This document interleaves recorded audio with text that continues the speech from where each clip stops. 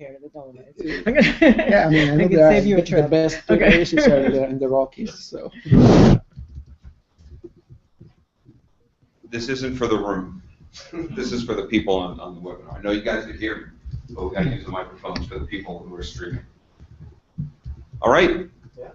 Am I live? Good. Welcome to the breakout session on transportation efficiency. My name is Chris Kaplis. I'm the executive director of the MIT Center for Transportation and Logistics, and I'm going to be your moderator today. And so we're going to have a kind of a structured session today. We have a panel of experts that are going to talk about the problem at hand, which is how to reduce the CO2 emissions from the world's transportation industry, whether it's personal mobility or freight. And then we're going to see two videos from two of the winners of this sub-competition. And they're going to give us their comments. Then we're going to have comments back from the panel and then any questions.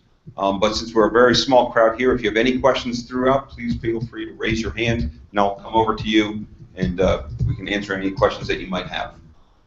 All right, so let's get started and introduce my panelists. First is Nancy Fund. She's the founder and managing partner of DBL Investors, which is based in San Francisco. And the unique part of the investor group, as I understand it, is it looks for the financial returns, but also balances that with the idea of impact investing, which is a new term for me. I'm not as familiar with that, balancing the social, environmental, and economic impacts as well to investors. Sitting next to her is Paulo Santi. He's a visiting researcher at MIT's Sensible City Lab. And Sensible City Lab really focuses on using technology and other methods to reduce congestion and improve mobility within urban areas. And he'll talk in some of those areas. And finally, finishing up is Carol Lee Ron. She's the director of transportation program at Ceres. She's an environmental attorney, and she works with investors and companies to advance sustainable transportation. So without any further ado, I'll ask Nancy to talk about the topic. Thanks, Chris, and thanks everyone for coming to hear our panel and to talk about these fantastic new ideas. I'll just talk for a few minutes in terms of the backdrop and from a venture capitalist perspective why transportation innovation is so exciting. I'm going to focus more on vehicles, cars, than fleets and trucks and such, although those are also exciting. But because I know about how to make a successful investment in automobiles that are carbon-free or carbon-light, that's what I'll talk about. And as well as some of the new approaches to transportation in urban ares that these proposals represent that are also receiving a lot of venture capital backing. And so, first of all, why are venture capitalists investing in this sector? It's a large sector, billions and billions of dollars annually in terms of sales. It's global, and it, really in terms of the dominant fuel, it hasn't changed in a century or so. And improvements have been incremental and slow in terms of fuel efficiency. So and meanwhile, people are smarter about climate. They want to do something, especially in areas like where I live in California, where 40% of carbon emissions come from transportation. If you don't pay attention to what's on the road, you're not really effectively addressing climate change. So all of those consumers that care about that care about investing in an alternative. And coupled with that, cars are part of, especially in California, but really throughout America, Americans have a love affair with their car, and it's part of your, evolution as a young adult, and you get your first car, and I mean, there's just a whole psychology that people attach to the automobile that makes it, more than just a piece of technology or a mobility device. People really get attached to cars, and that's always a good thing because it means people will sometimes act irrationally. They'll pay more than they should for a car, or they'll attach a huge importance to it. And so those were some of those two threads were the investment thesis we used Tesla when we invested in that back in 2006 or 2005. I can't quite remember. But we felt that the time had come that people, the Prius had certainly paved the way for greening your carbon footprint in your automobile, but had done a terrible job in terms of the performance and the kind of sexiness of the car. I mean, it had its own appeal, but it's not a high performance car. And so Tesla was really designed so that there would be no sacrifice. You could have it all. You could have your fast car, beautiful car, but also feel good about the environment. And so that was the investment thesis. Lots of risks, both technology-wise, depending on ion lithium batteries for this model, and whether or not people would ever sign up for this, and the range anxiety and the performance. I mean, it was just one problem after another, but I think we all know the end result is a very happy one in terms of really making building the category for the 21st century automobile company, and that's really what Tesla has done. Others are copying. That was always part of the plan. Tesla's growing. There'll be other cars that are more affordable to more people. And these are all, so completely disruptive, which is, as a venture capitalist, what we look for. Because if you're not disrupting a category, you don't have the possibility for very high returns. Which is what kind of we need in order to do our business and satisfy our stakeholders. So out of the Tesla experience, which went public in 2010, I think it was priced at $16 a share. Even with the big miss yesterday, it's still where I think it lost, I don't know, a few $1 billion of market cap today because the sales are being dampened because there's not enough batteries out there. But it's like a 18 or 19 $billion market cap from nothing, just really less than 10 years ago. So it's a phenomenal innovation story and wealth creation story, but it's also has huge impact for the planet as electric vehicles, especially in states that don't rely on coal, and there are an increasing number of those, is a very, very strong environmental equation and climate change equation as well.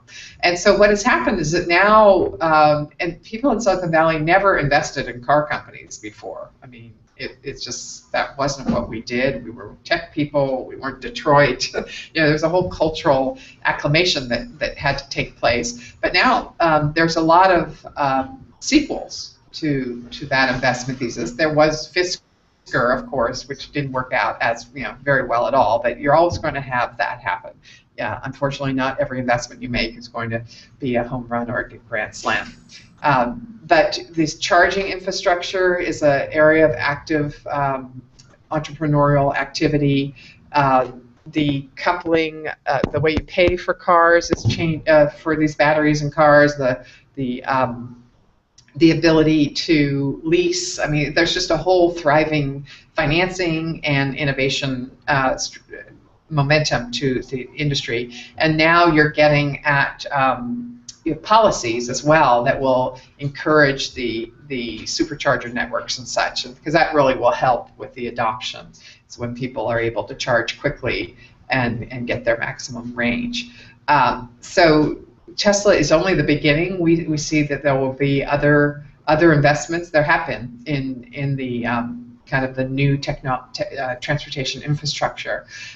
So that's, and looking at fleets and others. But really, to have a big home run, you need to have that consumer market, because that's really where the size and the kind of popular culture appeal reside. On the other side of transportation innovation, which we kind of saw in the winners of this category, is just the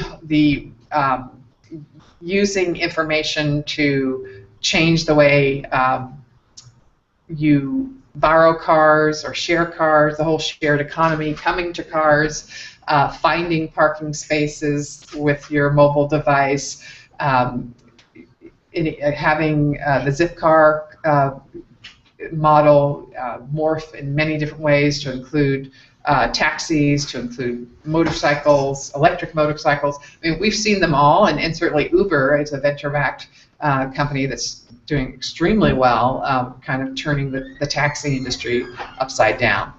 So some of those don't have as much climate impact as others, but it's still all getting at, let's be more efficient about the way we use these vehicles, share them, pay for them, and ride in them. And so we've seen, I would say, 10 to 20 deals in that general space over the past couple of years, and haven't pulled the trigger on any of them, but there's clearly a lot of opportunity there, and it's one that we continue to look at. So that's just kind of an introduction to how venture capital intersects with technology innovation. I will say that it's not for the faint of heart. It is a difficult sector because on the technology side, it's very capital intensive, and that's kind of a no-no for most venture capitalists, although you can afford to have one or two capital intensive companies in your portfolio. These information crowd-based, device-based companies that look at moving people more efficiently are less capital intensive. So that's a great attribute, which will, I predict, will enable a lot of those companies to be successful, where some of the big technology plays will have a harder time. Great, thanks, Nancy. Follow? Yep. That was our feedback portion. Okay. Good. Thanks, Chris. I'm here to represent the Senseable City Lab here at MIT. In general, our work at Senseable is to try to understand how the innovation brought by digital technologies can be used to shape the cities of the future. And as part of this perspective that you want to take, of course, there is also transportation within cities. We are mostly concerned with cities, of course. So specifically, in my job at Senseable, I'm tackling different transportation problems in the cities, especially to address some of the applications that Nancy mentioned, like sharing applications, carpooling, in different contexts, in different possibilities. And we try really to understand, it's not an easy job, how this wealth of technologies and innovation will change the way we will experience the cities in the future, and also the impact, the positive, hopefully, impact of these technologies on environment and improving, for instance, the carbon footprint and so on and so forth. Just to give you an idea, we have completed a few months back a study based on real data collected from taxis circulating in New York. We basically have a huge data set of all the taxi trips performed in New York in 2011. There are more than 150 million taxi trips.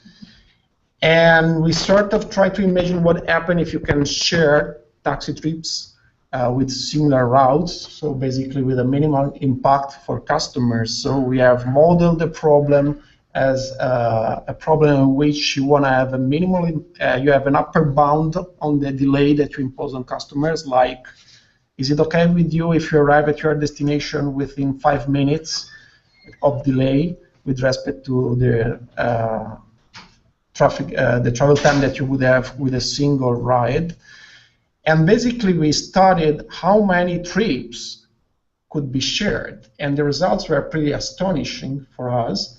Like something very close to 100% of the trips in New York could be shared with very strict delay constraints, like a few minutes, indicating a huge potential for taxi sharing, which of course taxi sharing is not immediate to translate this figure into a reduced emission figure or something like that, but we have also made the effort of estimating the total travel distance by taxis to accommodate all the demand of taxis in New York City. So basically, we took all the collection of the taxi trips performed in New York City, and with shared taxi, you can reduce the travel distance by around 30 to 40%, more or less.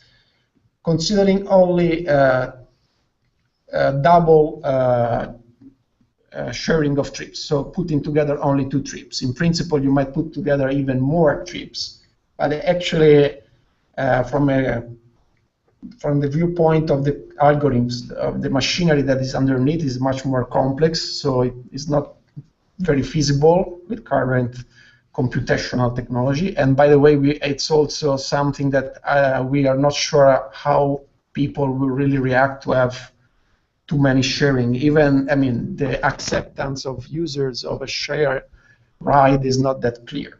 But definitely our study has shown that there is a huge potential for sharing taxi. Of course, taxi is only a part of the problem, but we do believe there are many opportunities also for other types of sharing. Nancy already mentioned Zipcar, and this is another kind of sharing. So with Zipcar, instead of using the same car at the same moment, use the same car at different moments, okay? But of course, an extensive usage of Zipcar would allow, for instance, to reduce the parking spots needed in city, because you would have a car that would be continuously circulating instead of parking.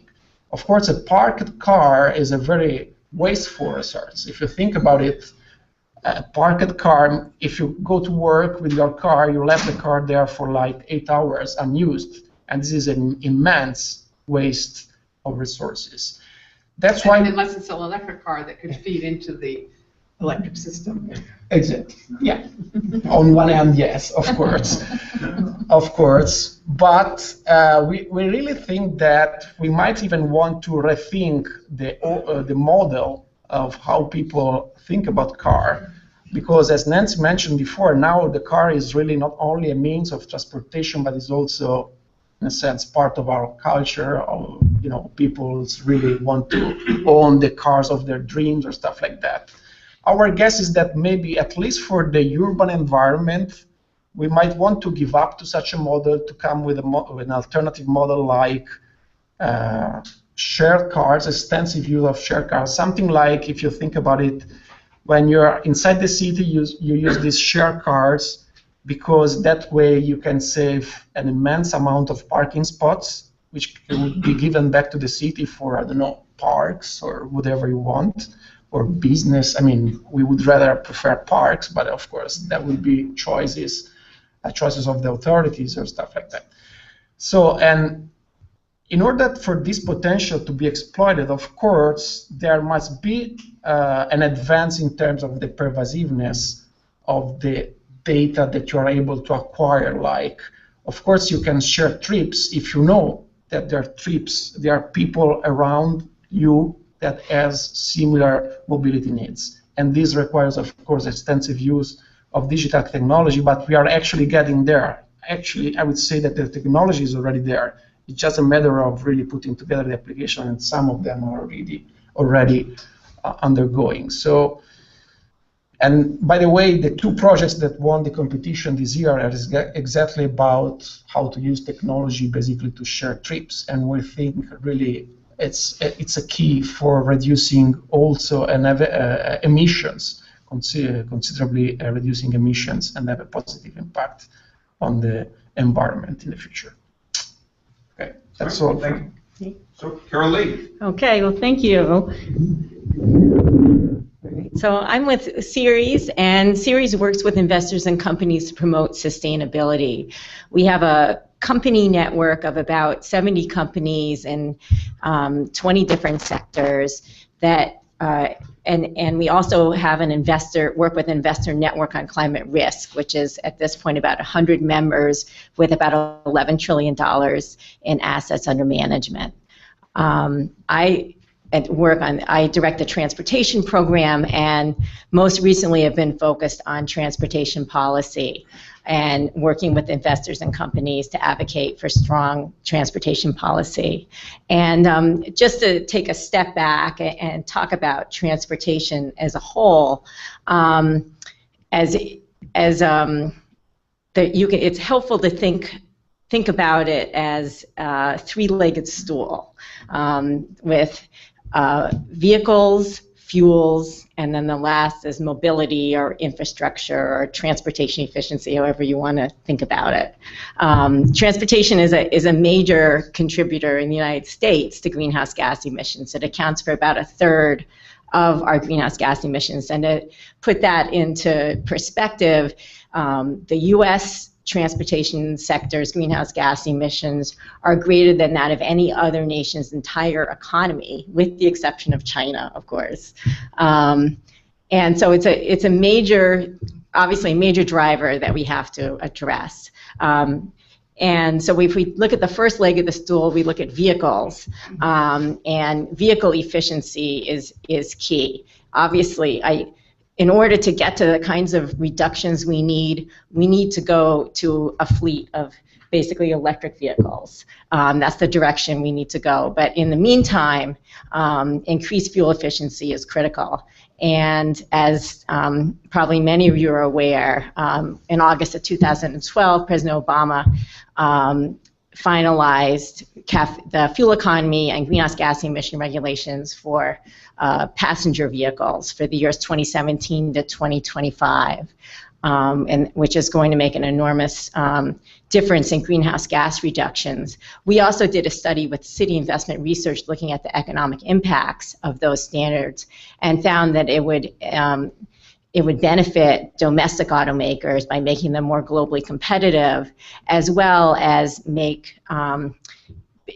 cost effective for consumers. In fact, we found that if you looked at the standards in 2020, if gas was $1.50 a gallon or above, then it would be the new standards would be cost effective for consumers. Moving on to the second leg of the stool, fuels. It's very important to reduce the carbon intensity of fuel. Of course, our problem is that 95% of the transportation fuel is petroleum-based. So we need to shift off of that. And one important policy tool for doing that is a low-carbon fuel standard. That is currently in place in California, and Oregon and Washington are considering as well as some northeastern and mid-Atlantic states. What a low-carbon fuel standard does is to require providers to gradually reduce the carbon intensity of the fuel over time. In California, it requires a 10% reduction by the year 2020. We did a report looking at the impacts of that so far and have found that it has actually driven investment in cleaner fuels as well as cleaner production techniques. And that's because when California looks at the carbon intensity of these fuels, it does a life cycle analysis. It looks at the emissions associated with production, transportation, and combustion, wells to wheels analysis. So that's an important piece as well. And then finally, we get to the third leg of the stool, which is what these great ideas speak to, which is transportation efficiency and changing the way we get around.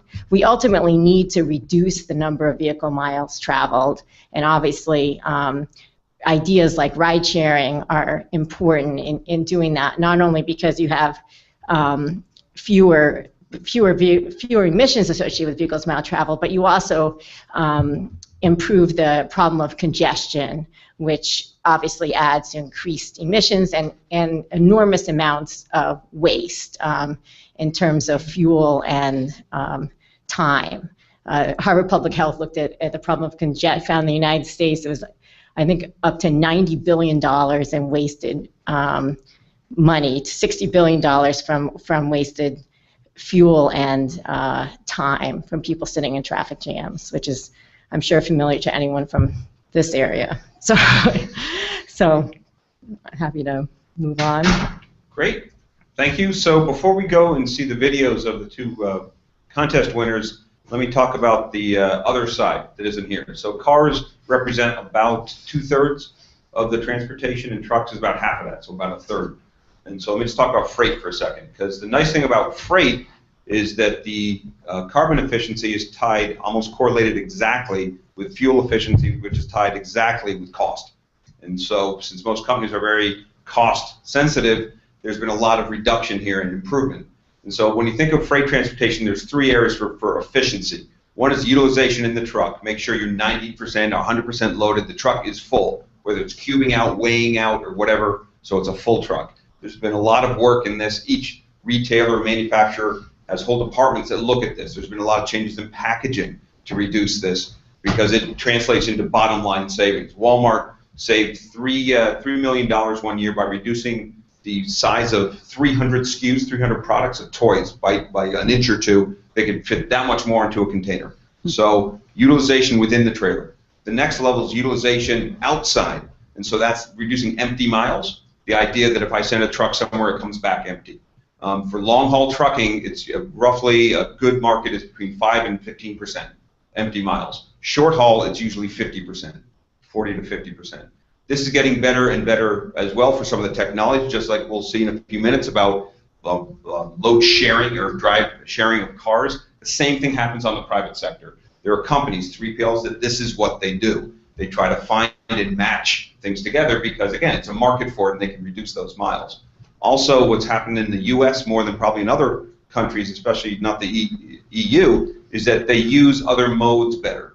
And so trucking, long-haul trucking is not what it used to be. Smoking the Bandit doesn't exist anymore, right? Long-haul trucking, it happens, but mainly it goes to rail, and they use intermodal. So they'll have a short 25 to 50 miles drive to a terminal. It gets loaded on the ramp, gets railed out, and then same thing on the other end. So there's a truck only on the end instead of the long haul. And so that's happening more and more. And then the third area is the efficiency of the engine in the truck. There's been tremendous improvements there, again, because everything they can save to decrease the miles or increase the miles per gallon is money in their pocket. So there's a happy coincidence for private sector in this area because the interests are totally aligned. You see the big jump on the for individuals, when the price of fuel goes up, everyone kind of gets green. Companies have kind of been green for a while. But that's kind of from the freight side. But now, I'd like to switch over, and we have two videos we're going to see. Where first one's, excuse me, it's going to be smart mobility for the 21st century, and Galen Wilkerson is going to show that. And so let's watch his video.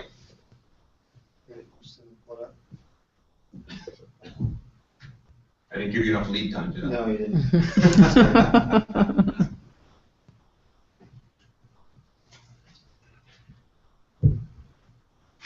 You want me to field questions for a minute? No.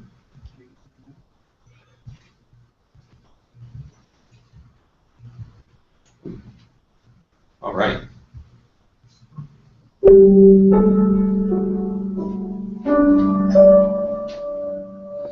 Smart mobility for the 21st century. Hi, I'm Galen Wilkerson, a PhD student in computer science from Berlin, Germany, originally from Maryland. Other team members are Dr. Hoffman-Lenz from Germany, a recent PhD graduate in physics, who has studied temporal supply networks and is interested in machine learning and data mining, and Federico Camboni from Italy, a PhD physics student working in mathematics of diffusion on environmental applications. Mobile devices can be electronic thumbs to automatically access the stream of empty seats flowing by us on many modes of transportation: trains, cars, buses, etc. Hi, Mary. I see you were leaving work. Would you like to ride to home with a friend in 6 minutes? 15-minute ride, $1. Bus to home, coming 5 minutes. 25-minute ride, $2. Walk to gym, 20 minutes, $0. LD. Mobility is central to our lives, but also a source of greenhouse gases, energy dependence, stress, obesity, urban congestion, habitat degradation, and more. Can we be mobile without changing the vehicle fleet, using so much energy, changing our rural and suburban land use patterns, or major negative impacts? Our team here in Berlin has a background in ecological economics, computer science, networks, and mathematics. Our first phase begins with collecting and providing mobility supply information. Others here are working on this, so we're reaching out to them. We will identify major patterns in user mobility so we can make intelligent suggestions. We'll build upon related methods already in use. Besides time and distance, safety, price, comfort, convenience, etc. make up the space people navigate. We want to model this quality of experience. We would then match users with available empty seats using behavioral clustering. Finally, we want to raise the bar for location and user privacy. In the second phase, usership increases and car ride sharing is possible. We address user matching, social network aspects of sharing, and safety, as well as response to sharing to price, each a significant project. We also consider social impact by sharing applications. This will then be user tested. Finally, we consider other deployment options and locations. This will take place in Berlin, Germany, possibly in partnership with startups and institutions in Europe, Boston, and Silicon Valley. Each phase of this proposal is significant. Costs will start at $288,000 for 3 developers to prototype the first phase within 2 years. The second phase should be similar. Possible climate impacts very large. A reduction by 0.1% of 2011 motor gas consumption for US alone would reduce CO2 emissions by nearly 109,000 metric tons. With viral popularity, this could offer us a viral carrot to come with the stick of energy shortage and climate change. So far, I've been studying mobility patterns and scaling in cities, looking at different modes of transportation, which is my PhD research. In order to move this project forward, our team needs cooperation with our university faculty and departments. Also, a few laptops for development, mobile test devices, and funding for crowdsourcing and testing are needed. Thank you.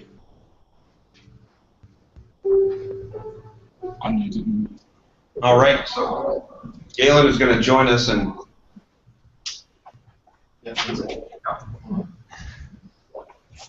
Hi, can you hear me? So Galen, is there anything you want to add and tell the people here about your project? Yeah, boy, there's a lot I could add, but I'll try to keep it short. I think for me, what was apparent when I was really thinking about the transportation problem, the problem of energy and sustainability of transportation, was not just about cars, but how would we fill empty cars, and how would we really serve people so they can get from one place to the other. And, you know, lots of things have been changing recently, but one of the biggest changes is the density of mobile devices. And that's something that's never existed before in history, actually. So suddenly we have these electronic devices and also, and even non-smartphones that could enable us to connect to servers and to share information. The more I thought about it, it just occurs to me that sharing offers a lot of possibilities. As I said in my proposal, which some of you, I'm sure, have not gotten to read, what's interesting is that in a lot of environmental kinds of discussions, you know, often people will say things like, "Oh, the population of the Earth is too large. You know, we should just stop having as many children," which is always, you know, we always say, "Well, are you going to volunteer to do that?" But what's interesting is when you have a large population, one thing that does increase is the number of sharing possibilities. So, you know, in computer science, in graph theory, for example, they talk about the number of possible connections in a graph is n squared. So, roughly speaking, the number of sharing opportunities grows with n squared of the population. Of course, there are lots of constraints on that, but that's actually really, that's sort of like good news in a world full of a lot of bad news. And so if we can kind of flip our thinking around and look at sharing as an opportunity and a good thing, then suddenly, you know, a lot of things look possible that otherwise look like just really impossible. So I guess that's the underlying motivation. Basically, the fact that you could use intelligent data sharing and I guess you could call it data mining of available transportation supply to really intelligently provide people information in an elegant way so that they don't just get harassed by their phone. And it's definitely a very hard problem to solve. I do not think my proposal would be easy to implement in a very short time. Luckily, though, a lot of parallel efforts are going on around the world, in Europe and US, for example, where people are moving in the direction of basically what I've outlined in my proposal in one form or another. And, you know, I see this as the direction we're all going. And a lot of the things that I believe it was, I'm sorry, Carlo from the Sensible Cities Lab mentioned were also on my mind when I was developing it. So. Great. Thank you. All right, so our second winner, the video is Open Carpool, open source for efficient commute. So you don't want to have a discussion about that? Yeah. I was going to do them both together afterwards. Okay. Is that okay? Because then we can compare and contrast. By Clemens Ross. So let's look at the video. Have you ever noticed how many cars are only occupied by one single person driving to work, leaving millions of empty seats unused? And can you imagine the effects of this inefficiency, the waste of resources, the impact on health and also on life? But can you also imagine that we could change this, change the world, actually, and here's how. Hi, I'm Clemens from the BT Open Carpool project. I'll share an example with you how Open Carpool works. This is Lisa and this is Mike. We both work in the same office, live in the same way. Both drive to work every day. Unfortunately,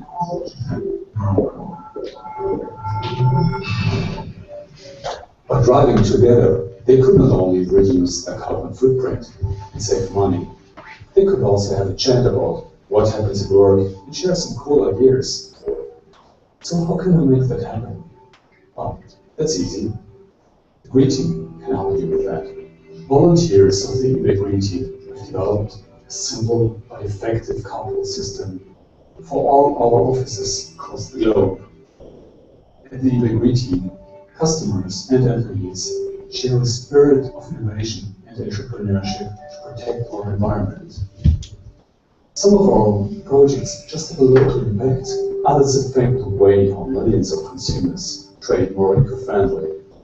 All like this one, how we commute. As this project helps to protect our climate, we don't want to keep it on our own. We like to share it with the community. So let's have a look at it to create a bigger impact. The system simply informs us about colleagues driving the same route at the same time. This concept has many advantages. One is, we all share the same destination, the office. So it's very likely to find a lift. Trust is another one. We would always drive with colleagues from the same company, our company. But of course, it could work for any other company as well. To find a match, they can request or offer a lift via a website or a mobile phone. This basic functionality is already there, and you can use it. But there is a lot more to do. The system is open source, so you can further develop it, create your own smartphone apps, connect to other carpool systems or navigation systems. So a lot of opportunities and more than we can handle on our own. So we need you. Join the eBay Green Team either as an open source developer or check out the system for your own company. You can check it out. All right, and so Clemens, if you have anything you want to add, but first I have to say the voiceover to the very beginning of it, that sounded like a movie trailer, like a disaster summer movie. So I know that wasn't you, but I was pretty impressed with that. But what else do you want to say about your project? It was our colleague from San Jose, our Green Team leader there. So yeah, thanks a lot for listening and watching this video. This morning we talked, or we heard about knowing and doing, and you can see this is not a very scientific approach, it's a very much a doing approach. And it was developed based on a situation where we needed to carpool when some years ago we had a strike in public transport, and here in the Berlin office most of our employees use public transport. We have a pretty well developed public transport system, and so they relied on that, and suddenly it didn't work at all. So we had to do something, and this was the initiation of that grassroots approach. Thanks to this, to the Climate Collab, we came to the idea, okay, it works for our company, so why can't we apply to other companies as well. And so we came to the idea to release it to the public as open source, and we hope that it will become viral.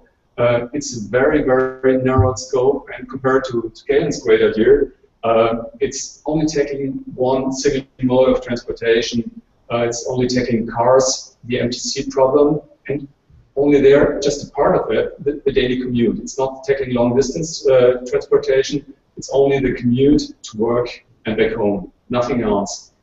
But the scientists in that audience might know best how big the impact can be if we increase the efficiency of the daily commute.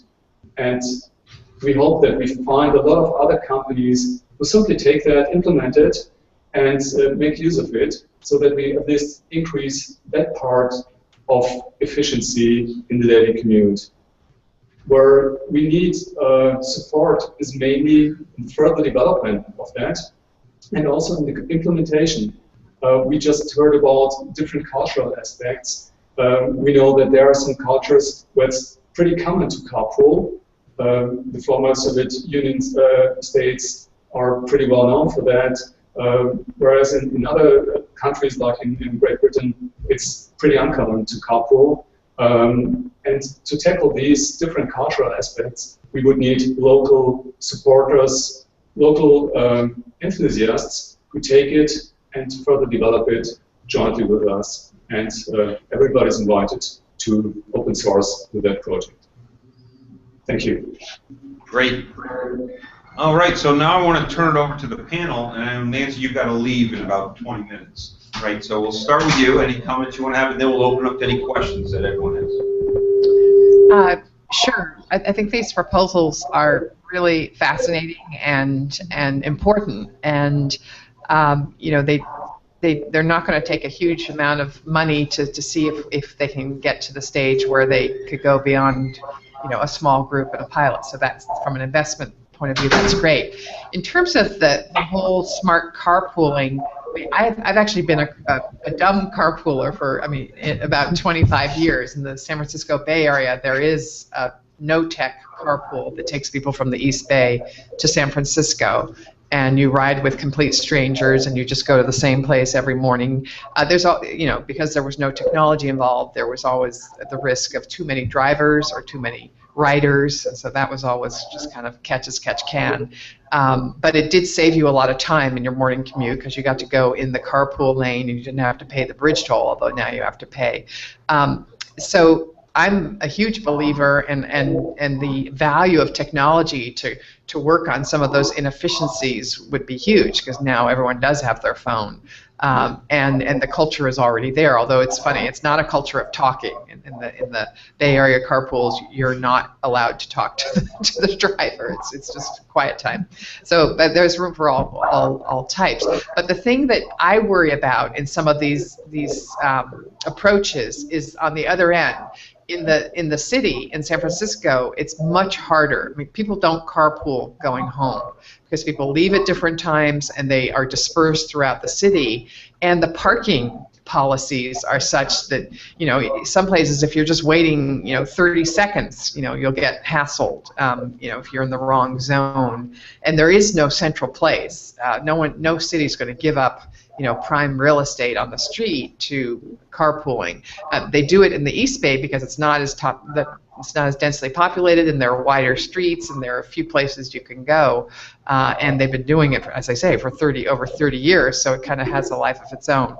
But it does not have, so the policies that, and you see this in the shared cars, the shared taxis, the policies that the local communities and the public utilities commissions implement can either encourage this behavior or not. And so that's something you're really going to have to work out from the early days. And I will say, now that I own a Tesla, I don't use the carpool anymore, because the policy is I get to go in the carpool lane by myself, because I have a sticker and because I'm an electric car. And so that's kind of, you know, I miss the carpool, and it's only because of the policy that I don't take people anymore. But kind of an inadvertent consequence of electric vehicles, at least in California, is that it makes it less important to carpool, which is unfortunate. So I'm just telling that story because the technology is there, but there's a lot of heavy lifting to be done at the municipality level. Paul, any comments on the two winners? I just want to comment on the last sentence by Nancy. I do really think that, policy plays a role because there are many implications and under many respects.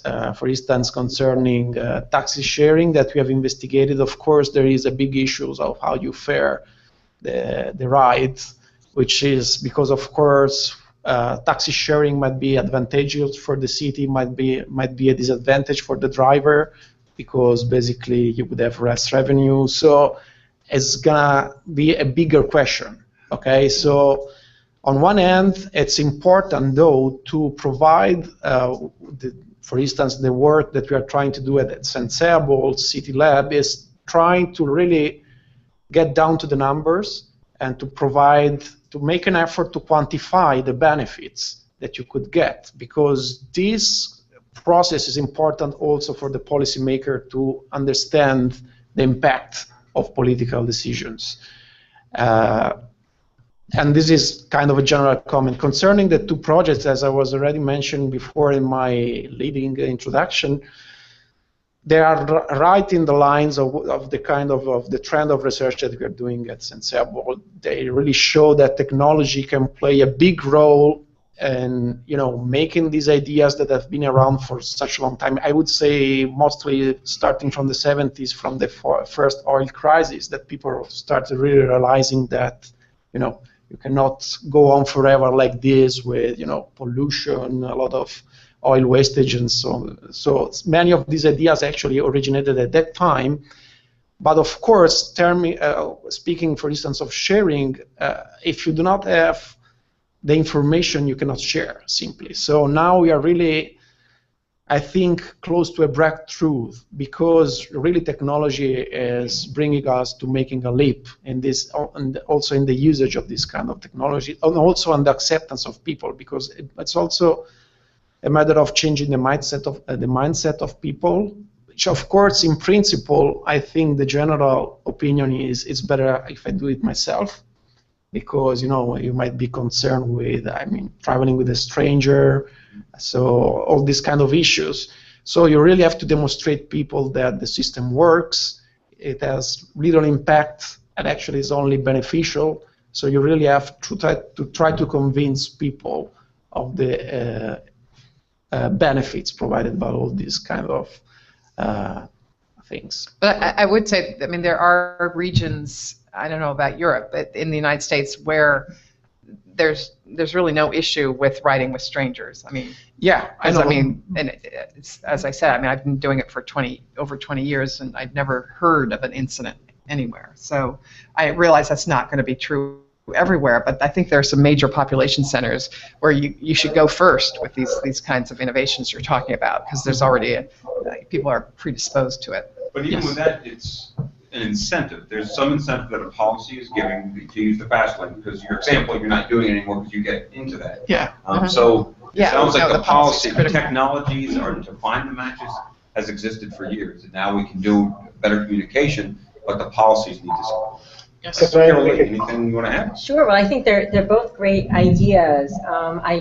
The one thing I really liked about the smart mobility application was the way that it offered so many different options, including public transit, including walking. And I think the carpool idea is great too, and I think it addresses a lot of fears that people have had, or concerns people have had about carpooling in the past. The trust issue, because you're going to be carpooling with colleagues, as well as flexibility, because you can have this immediate response. I guess one caution I'd have around the carpooling is that it might not make sense in cities that have a working public transportation infrastructure, because both, there is the parking issue, of course, but there's also, you don't want to be leading too many people away from the public transit, because if you're thinking about carbon emissions, that's still going to be more efficient than individual cars. In the Bay Area. Unless you have an EV. Okay. Well, but in the Bay Area, the people that Right. take the carpool to work, and I said it didn't really work coming the other way, they take the BART home. Right, So okay. they do rely on public Yeah, transportation. so if it can be complementary, Yeah. that's great. With just Are we able to make a I was comment asking here? two different approaches. It seemed like the carpool approach, the second approach, would be easier to get a foothold because you can get a company to do it at a time. Versus the first one, the smart mobility, it's individual use by individual user. It seems like it would be hard to get that initial traction, to get the things going. But I thought they're both interesting approaches. Well, that's why I would suggest they start in a region that already has low-tech carpooling, because those people are already advocates and true believers. And if you told them, okay, I know you never carpool home from the city because it's too hard, but here's, use this app, and you'll find someone, or you'll get alternatives, they would be predisposed. They're going to be your early adopters. That's a good point. But I think also a lot of this is we're very urban-centric here, and we're talking about the coast, because there's very little carpooling if you move into the Midwest, into some of those areas. Maybe some in some of the urbans around Chicago. And so it's interesting what might not work in a more suburban area and what would work in an urban area. But it seems like there would be differences. I'd like to open it up to anyone. Does anyone have any questions? I'm going to hand you the mic. Again, it's not for us, it's for the people streaming. So say your name, your organization, and your question. Hello, I'm Steve Shope. I'm a retired engineer, MIT alum. I've read that Sao Paulo, Brazil, has a very fantastic express bus where they move millions of people through the city with private, special bus lanes, and the buses go flying along while everybody else is crawling. I don't know of anything like that in the United States. Does anyone know? There are bridges that have bus-only lanes to them. Yes, I was just in Sao Paulo a week and a half ago. I did not see those buses, but I did see the crowded cars. but I know Bogota has some of that, and I know Bogota did something interesting. Instead of the bus being on the road, which clogs up the cars, they moved it in the middle, right? And so there are bridges that go over, so it's not stopping the flow of the cars. Yeah. This was in the IEEE Spectrum magazine Gotta a year be or true. two ago, so. No, it's probably true. It's there. But whatever. Yeah, but it happened. But there's nothing that I know comparable to that magnitude in the U.S. I think it's not Sao Paulo. I think it's a different city in Brazil. Yeah, I know Bogota, but I don't know about also. Next, your name and your question. My name is Ed File. I guess I was a little bit disappointed to hear that Tesla was rolling out the supercharger stations. I know that they just put out a video where they were doing battery swap, and half the time you can charge you can fuel a regular car. I was hoping that they would roll those out. Well, they're doing both, but there's more demand for superchargers, and it's easier first. It's easier to roll out, but from a consumer standpoint of getting some from one place to another, having 20 minutes versus 30 seconds to swap out and get back on the road, it's a huge difference in that. It also solves the problem of owning the battery and the cost of the car in the first place, because the battery is then leased, and if there's any problem with the battery, then the company can take it out of service and fix it, and the owner doesn't have to pay out the large battery cost. Well, I think there are different ways to fix that. You can lease your batteries even if you can't swap them. I mean, I think there will be swapping, but again, culturally, some people don't want to interfere with the integrity of the automobile and have someone, putting them in and out. And then some people don't like a supercharger, so there will be different modalities. Didn't Better Place? Better Place. That's a better. They went bankrupt. Yeah, they went to a better place. Okay. That's who funded Tesla, right? He funded Tesla. No, he didn't. No. Elon Musk did not. But Elon Musk, it was Shai Agassi. Oh, sorry. My name is Eric Fellinger. I've worked most of the last 10 years in transportation and urban planning. And my point that I want to make is about land use. It's been mentioned in passing, but nobody's really talked about land use and land use decisions the land use decision, of course, your location decision very often drives your mode choice decision for however many years you're going to live in that location, and land use policy affects the land use decisions that people are going to make. Boston's a great example of a city where all the local land use policies sort of discourage density in many cases and tend to increase the cost of housing as well. My question in particular is to the two investment people, the two women on the panel, but also, Paolo, if you've got ideas in this vein as well. What is the role of the private sector and of investors and investment in shaping and forming land use decisions? Well, as I mentioned, if you get into this field, you are going to end up in City Hall at one point or another.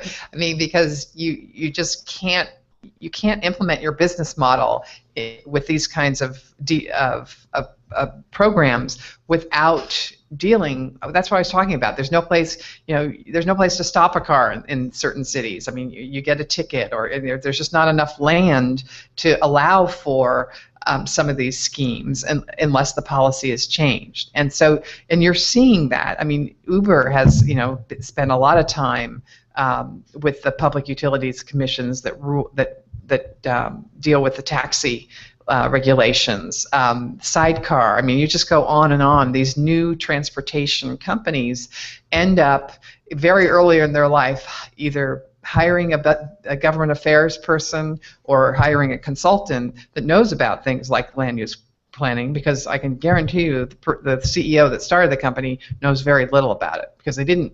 A lot of times you don't know what you're getting into until you're halfway knee deep in it. But the good news is that a lot of cities embrace this. I mean, they're not stuck in their ways. They say, okay, let's see if we can make something happen.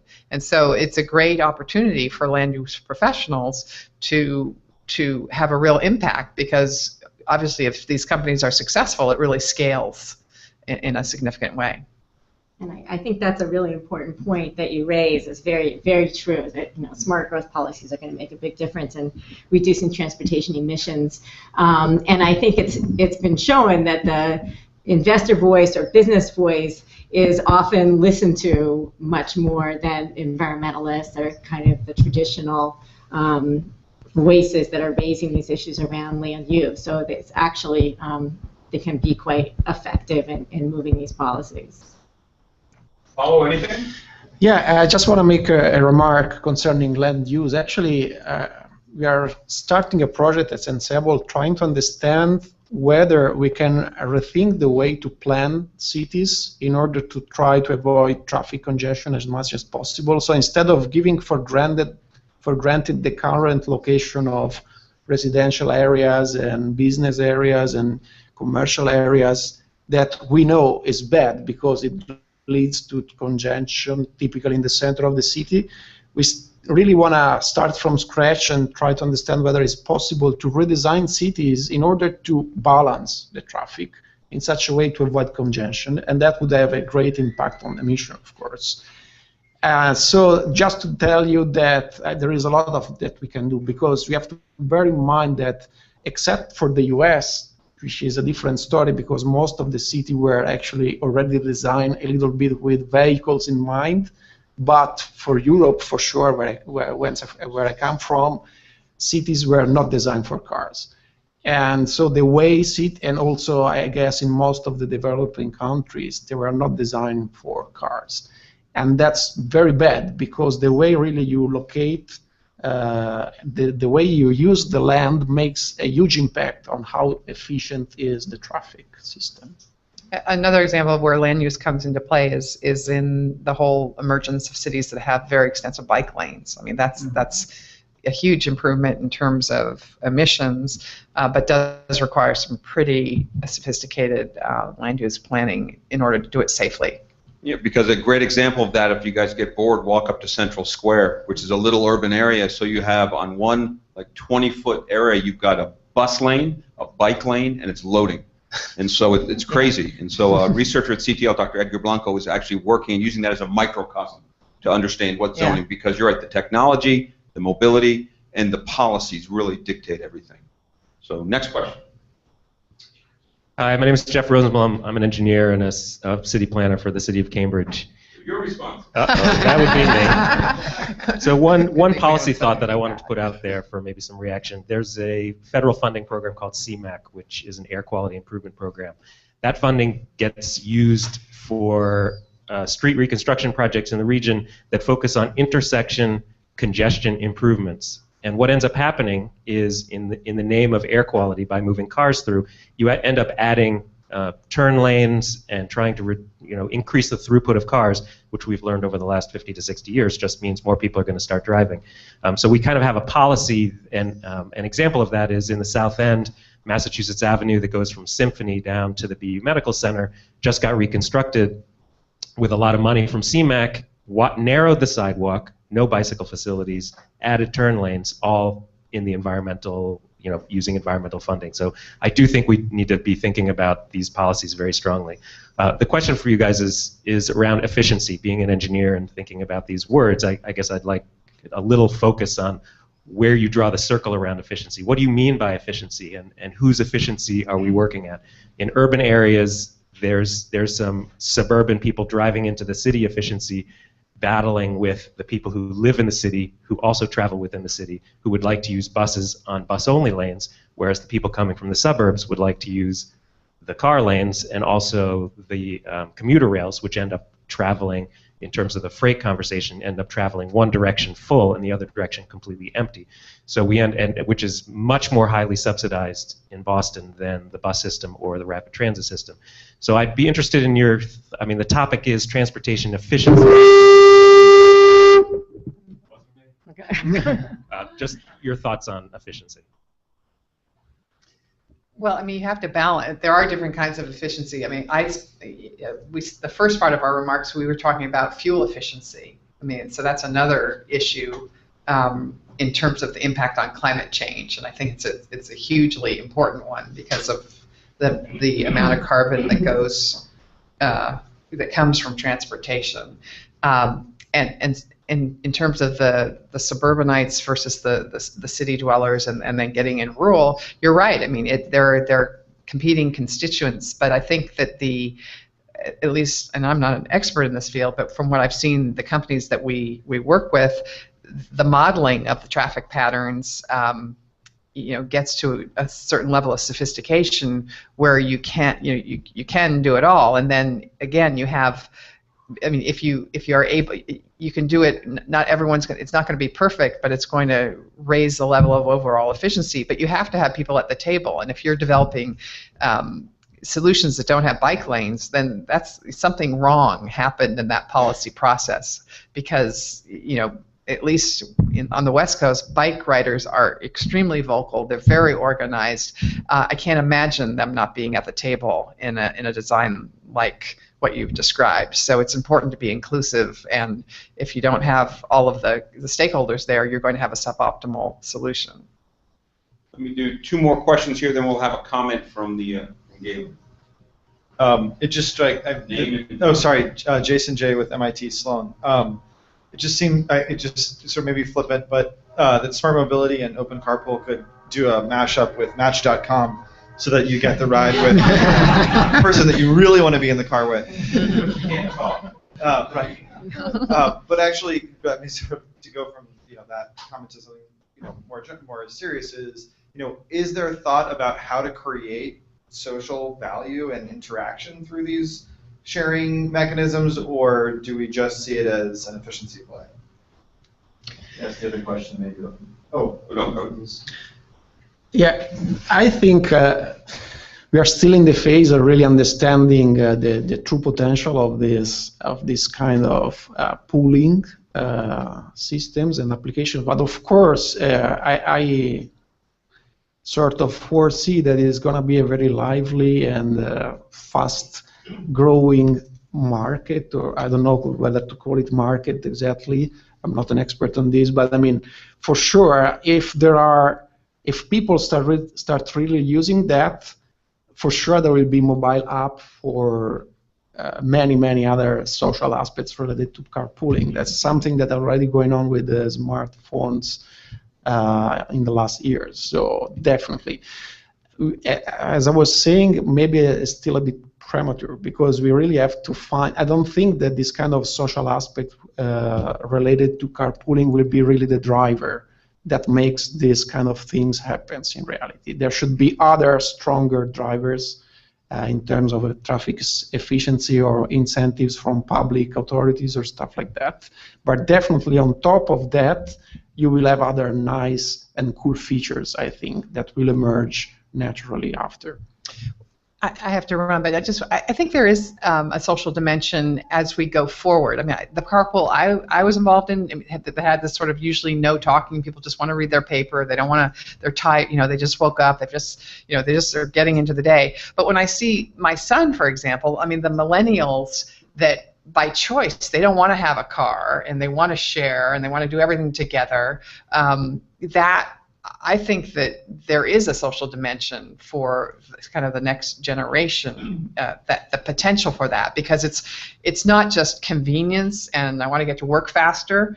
It's this, I don't want to own a car and I want to embrace this lifestyle and live in an efficient city and all of that, and so that commonality of purpose and culture, I think, will transform this from being kind of a utilitarian, get me to work kind of thing to perhaps have more dimensions to it. Great. Thanks, Nancy. Thank you. Thank you, Nancy. Thank you very much.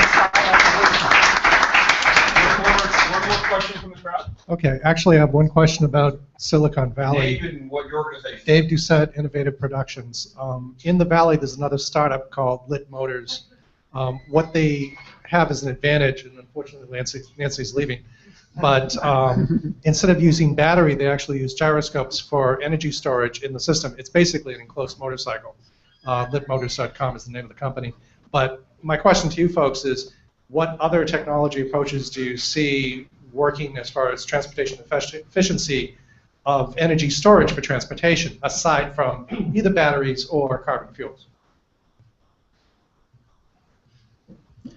I guess really the right person is just left the room, because unfortunately I'm not an expert on this kind of technology, so I could be just. I would think of EVs or low carbon fuels. I guess I'm not sure what you're looking for. It's a power storage question. Okay. Batteries have their issues. Mm-hmm. These guys are using gyroscopes that seem to be adding some real. You mean a flywheel? Flywheel. Okay, flywheels. But really getting some good results out of it. Well, there's some companies that use flywheels to convert, to capture some energy. There's a local that'll convert small vans and things like that for local delivery. They're based here in Boston. I can't think of their name. So I've seen some of those to capture. They kind of augment, but you're not going to be able to power a car by itself. But that seems like it's supplementary. If you want to pull on litmotors.com, it's got a great example. But anyway, why don't we go to Germany and see if you guys have any last comments, and then we'll have last comments from the panel, and then we'll get you out on time. Can you hear me? Yeah.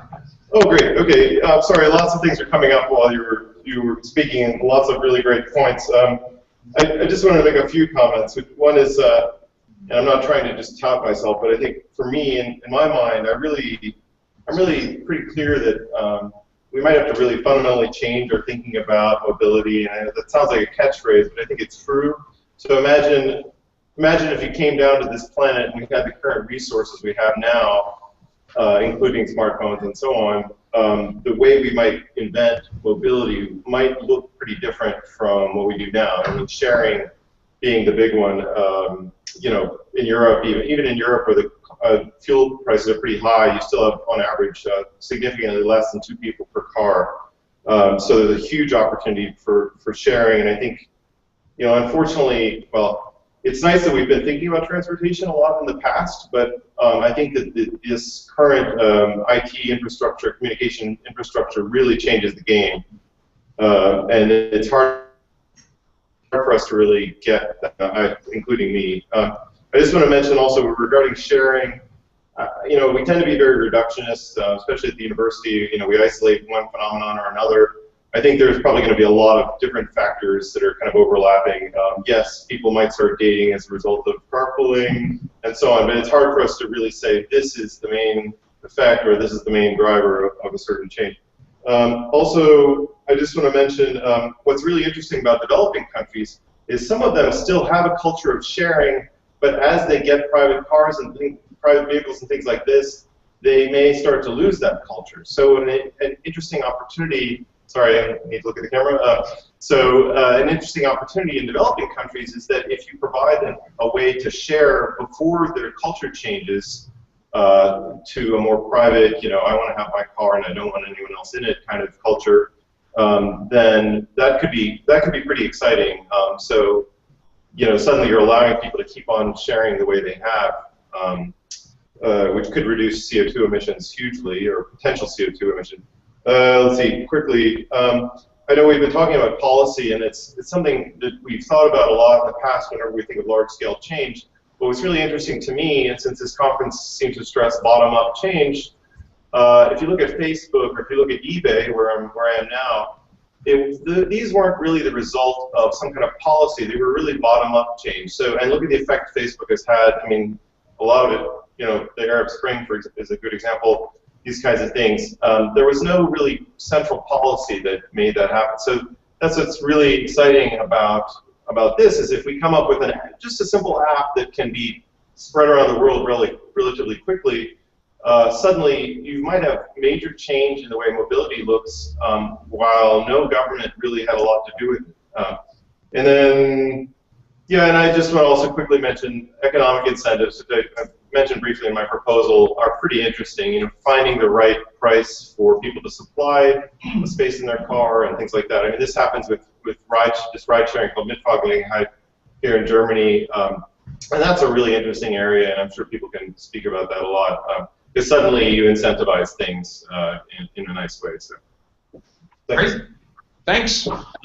We have 3 minutes left, so any last comments, Carol Lee or Paulo? Well, I'm just really excited to see this, and we really need to move forward aggressively on all three drivers of fuels, vehicles, and mobility if we're going to avoid disaster. So, those are my final words. Can I have 10 seconds? As soon as Paulo, do you have anything? Yeah, for sure. Okay. You yield? Yep. Sure. I can't resist. I'm Steve Shope. I have invented I have three patents, U.S. patents on safer small cars. It's energy absorbing, because when you're in a tiny car that has low mass and you get hit by a big car, you're going to get hurt. You have to have an absorption, like polyurethane foam or something. So if you're interested, come. I have plenty of business cards, and we'll tell you all about it. Thank you. All right, you come to the 10 seconds. That's good. Last comments? Yeah, just my final comment is just I'm curious to see what will happen in the next 5 years, because I think there are going to be a lot of changes in this field, and I'm really curious. I'm expecting. Yeah. Great, thank you, Paulo, Carol Lee.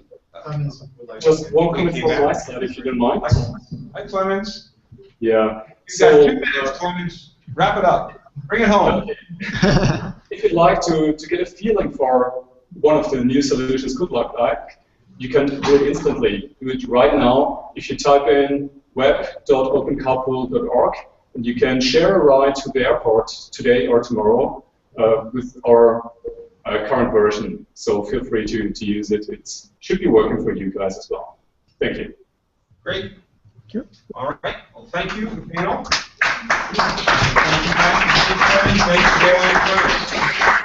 Have a good rest of the conference. Thanks, Charlie. This is. Motor companies have rejected me.